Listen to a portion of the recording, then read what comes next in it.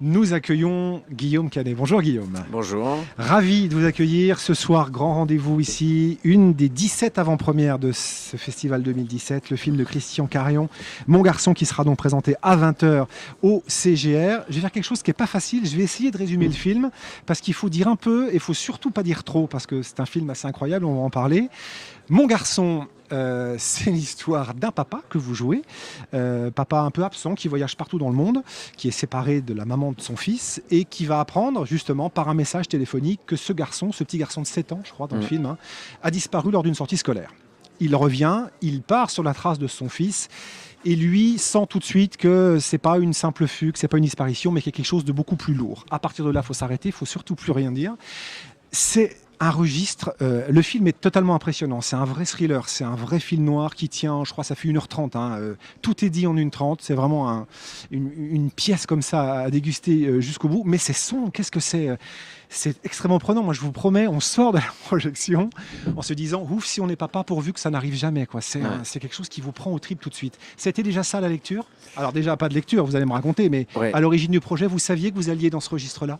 Alors oui, je savais que c'était dans un registre de thriller. Après, le problème, c'est que je ne connaissais rien du projet. C'est la manière dont on a fait le film est totalement Alors il faut raconter ça, hallucinante. C'est que en fait, donc Christian Carion, avec qui j'ai déjà fait 2 films, Farewell et Joyeux Noël, est venu me proposer ce film. Ça faisait très longtemps qu'il voulait faire ce film, qui s'appelait Mon garçon déjà, mais il m'a jamais raconté l'histoire. Il m'a juste parlé d'une disparition et d'un père qui cherche son fils.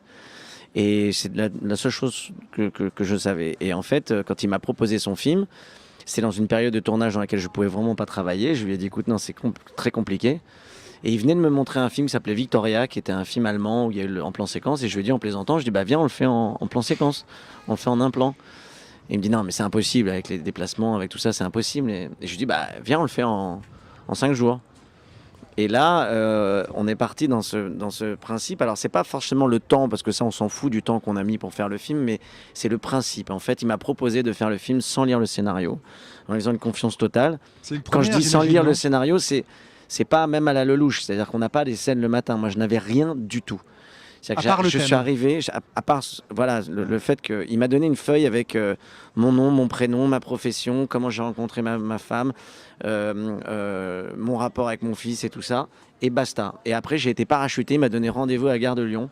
Je suis arrivé, il y avait une équipe, et là, j'ai passé 6 jours de vraiment haletant pour le coup, et dans le sens de ce qu'on voit dans le film, c'est-à-dire complètement mais bouleversé partout, ému, terrifié à la fois. J'ai vécu comme dans un jeu de rôle en fait, j'ai tout découvert. Eux, ils avaient répété pendant 1 mois et demi, et moi j'ai tout découvert. Et donc je suis parti dans une aventure qui a été un des plus grands et plus beaux cadeaux cinématographiques pour moi, parce que j'ai pas joué en fait, j'ai vécu toutes les scènes en fait, j'ai vécu toutes les situations, je me suis retrouvé dans des situations complètement folles, et effectivement avec un suspense où bah, on est à la recherche de son fils et on se retrouve dans des situations complètement dingues, et à faire son enquête soi-même et à avancer, et à la fois terrifiant. Et voilà, c'était une grande aventure pour moi. Mais alors, si je pousse la logique jusqu'au bout, ça veut dire, j'imagine, que le film est tourné dans la continuité, c'est-à-dire que vous évoluez avec votre personnage. Totalement dans la continuité, en impro, et sans horaire, quoi. C'est-à-dire que moi, j'étais constamment avec une caméra qui me suivait. J'avais une caméra dans la voiture, je me garais quelque part, je descendais, tout d'un coup, je voyais des mecs sortir d'un tas de bois avec une caméra. J'avais juste Christian qui me parlait de temps en temps, qui me disait des indications. Et on faisait qu'une prise, et c'était totalement fou. C'était totalement fou. J'ai vraiment eu peur par moments. J'ai vraiment eu peur même de mes réactions. J'ai été voilà, c'est quelque chose que j'ai très envie de revivre en tant qu'acteur, et que j'ai très envie de vivre en tant que metteur en scène. Ouais. Et par rapport aux partenaires, comment ça se passe? Parce qu'il y a ce petit garçon, il y a Mélanie Laurent qui joue votre ex-compagne ou ex-femme, je me souviens plus si vous êtes marié dans le film, enfin votre ex, oui, la maman du petit garçon. Parce que j'imagine aussi que pour pousser la logique vraiment jusqu'à l'extrême, pendant le tournage, pendant ces quelques jours, il ne faut pas voir les autres non plus à ce moment-là. Non, alors ce qui était terrifiant pour eux, c'est qu'ils ont répété pendant 1 mois et demi, mais ils ne connaissaient rien de mes réactions en fait. Ils ont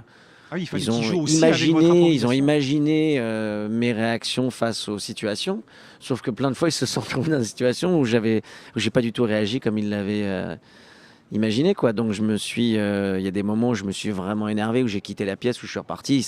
Il s'attendait pas à ça, et donc du coup, Christian a vraiment construit le film au fur et à mesure du tournage. Et c'était fabuleux, quoi. Alors bon, ça c'est la manière dont on a fait le film, c'est une chose. Après, les gens, quand ils vont voir le film, ils vont voir un film. Exactement. Donc ils se foutent de savoir C'est-à-dire comment on qu'il y a l'a des- Il y fait. a évidemment des dialogues. Voilà, il y a ils se évidemment, foutent oui. les dialogues, de toute façon, ça ne peut pas être, je veux dire, mieux écrit ce que ça ne l'est, puisque, bon, même si je parle mal dans la vie, ce qui peut arriver aussi des fois, de pas trouver les mots, mais c'est comme dans la vie, en tout cas. On a les mots qui viennent comme dans la vie, c'est-à-dire avec les mêmes hésitations, avec les mêmes doutes, avec les mêmes raccourcis, et c'est assez fascinant. Mais bon, ce que je veux dire, c'est que même si, voilà, c'est une manière particulière d'avoir fait le film, les gens, ils s'en foutent, ils vont voir un film, mais je pense que ça a donné quand même au film un ton Bien sûr. et une réalité, une véracité très très forte qui fait que moi je me suis retrouvé dans des moments d'émotion que j'aurais difficilement trouvé dans le jeu. C'est-à-dire vraiment en essayant de me construire un personnage. Là, il y a une immédiateté, il y a un truc qui est assez fascinant, quoi.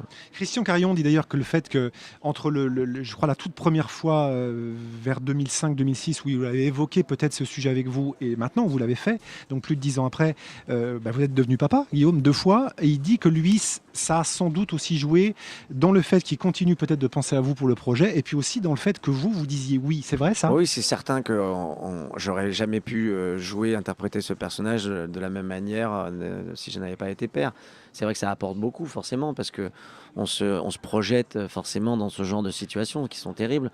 Et donc, du coup, effectivement, oui, je pense que ça m'a sûrement apporté, et je pense qu'être plus mûr et plus nourri, justement, de toutes ces choses-là maintenant qu'à l'époque, quand il me l'a proposé.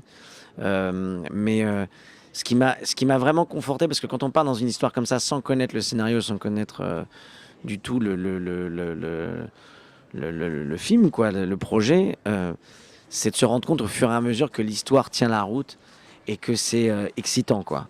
Et c'est vrai que moi, tous les soirs, je rentrais, je me faisais mon film, je me demandais ce qui allait se passer le lendemain, et qui j'allais rencontrer, quels indices j'allais pouvoir trouver, et comment j'allais pouvoir avancer. Et c'est ça qui est fort, ce que j'allais dire tout à l'heure quand je parlais de la manière dont on a fait le film, c'est que le scénario derrière aussi est vraiment béton, et que ça tient la route, et que c'est un film qui est très très différent, je trouve, des autres films de Christian Carion. Non Oui. pas que je n'aime pas les précédents films, ou bien au contraire. Mais c'est un film qui est beaucoup plus dans un truc très épuré, très cash, enfin comment dire, un peu plus, enfin moins dessiné, moins léché au niveau de la mise en scène. On n'est plus dans un truc âpre et rude qui rendent le film très excitant et très haletant. C'est un registre qui vous va quand même extrêmement bien. Moi, je repense à d'autres films dans lesquels on vous a vu. Alors, évidemment, c'était pas les mêmes, mais dans lesquels on retrouve ces émotions-là. Je sais pas, je pense qu'on avait vu d'ailleurs ici il y a quelques années. La prochaine fois, je viserai le cœur, qui était Ouais. aussi un film très très sombre. Le film d'André Téchiné, où il y avait aussi un personnage extrêmement trouble. Darling aussi, qui était un film Cédric Kahn incroyablement aussi, dur. ouais, Voilà. ouais. C'est aussi, c'est un genre, ce style de personnage, ce style d'histoire beaucoup plus sombre, beaucoup plus violente, même au sens large du terme, qu'il vous intéresse d'aborder régulièrement, ça aussi? Oui, parce que j'aime aussi pouvoir aborder des personnages qui sont loin de moi, et d'avoir l'impression aussi de faire des choses différentes et nouvelles. C'est vrai que, Mais on se dit c'est casse-gueule, pardon. On se dit c'est casse-gueule d'y aller ou pas? en fait, moi, je me pose vraiment pas la question de savoir si c'est casse-gueule ou pas de faire un film, parce que de toute façon, je suis passé au-delà de ça maintenant, parce que je me dis que ce qui est important, c'est que j'y trouve d'abord moi mon compte là-dedans, savoir est-ce que moi j'ai envie de raconter cette histoire, est-ce que j'aimerais la voir en tant que spectateur. Ça, c'est la chose la plus importante pour moi. Et après, si c'est casse-gueule, ça peut être casse-gueule, mais si on prend pas enfin, quand je dis des risques, on prend pas des grands risques quand on fait un film, mais si ce n'est financier. Mais ce que je veux dire, c'est que il y a tellement de films qui se font tout le temps, chaque semaine, il y a un nombre de films hallucinants qui sortent, et beaucoup trop à mon goût. Et je trouve que c'est bien quand on a des projets, quand on trouve des projets qui sortent un peu des sentiers battus, et qui sont des trucs qui peuvent donner un petit peu un renouveau, ou un petit peu de sang neuf, en fait, aux sorties toutes les semaines, quoi. Je pense que c'est important. Et donc moi, j'essaye d'aller dans ces films-là. Alors des fois, c'est des comédies, des fois, c'est des films un peu plus sombres. Des fois, c'est des films qui ne marchent pas et qui passent à côté, mais en tout cas, ma démarche en tout cas est toujours de vouloir faire quelque chose d'un peu nouveau et de pas me répéter, parce que c'est vrai que j'ai fait, je pense, un peu plus d'une quarantaine de films, et c'est vrai que aujourd'hui, j'ai pas envie de refaire les mêmes rôles, quoi. Pour terminer, Guillaume, vous parlez de sortir des sentiers battus. Si je regarde cette année-là, l'année qui vient de passer, vous êtes sorti des sentiers battus parce que Rock'n'Roll, votre dernier film de metteur en scène, c'était aussi une proposition qu'on voit rarement dans notre cinéma, qui a été en plus saluée par un très très beau succès public. Voilà, comment vous êtes sorti de cette expérience-là? Est-ce que l'envie de mettre en scène est déjà revenue pour enchaîner vite? Ouais, c'est marrant parce que moi j'étais un peu parti dans l'idée que ce soit mon dernier film et quand je l'ai écrit, en tout cas, je me suis dit, parce que je ne voulais plus faire de film, et puis j'ai retrouvé vraiment effectivement le plaisir de la comédie en plus, de réaliser une comédie et de m'amuser là-dedans, dans la légèreté. Donc j'ai commencé à réécrire un autre scénario là pour l'instant, mais j'en suis à un stade assez... c'est vraiment le départ, quoi. Et dans les mois qui viennent, on vous verra aussi chez votre camarade Gilles Lelouch qui a réalisé son premier film. Voilà, tout à fait, Le Grand Bain. Et j'ai fait derrière un film aussi qui va, je pense, être vraiment formidable. C'est un autre film avec Cédric Angers, avec qui j'avais fait La prochaine fois je viserai le cœur, et qui s'appelle L'amour est une fête, et qui est un film qui se passe dans le milieu du porno dans les années 80. Belle proposition là aussi. C'est un très très beau scénario et je pense un film d'atmosphère, d'univers comme ça qui va être formidable. Merci beaucoup Guillaume. Je rappelle le rendez-vous ce soir pour nos amis ici à Angoulême, donc la projection en avant-première de Mon Garçon, le film de Christian Carion. Ça se passe au CGR à partir de 20h, 1h24. J'ai le timing sous les yeux et croyez-moi, non seulement vous ne les voyez pas passer, mais vous en sortez à essorer, comme on dit. Merci beaucoup Guillaume, c'était un plaisir. On n'a pas le temps de regarder le portable, je pense. Ah non, d'abord on ne veut pas, et puis il ne faut pas surtout, Ouais. mais on n'a pas le temps ni l'envie. Merci infiniment, Merci à vous. bon Merci, festival. Stéphane. Et pour se quitter, tiens, si on écoutait un peu de musique de nouveau, en revenant à ce que nous avons diffusé tout à l'heure, En vous attendant, ça c'est un titre qui va vous rappeler immédiatement des souvenirs. Si je vous dis, comme d'habitude, mes versions Maïmoé, version Nina Simone, ça nous rappelle quand même La fin des Petits Mouchoirs. Des Petits Mouchoirs. Voilà. Grand film aussi signé du réalisateur Guillaume Canet. Merci Non, on m'a Guillaume. demandé il n'y a pas longtemps quelle était ma chanson préférée et j'ai dit que c'était celle-ci. Ah ben on se quitte avec Nina Simone. Merci Guillaume. Merci à vous.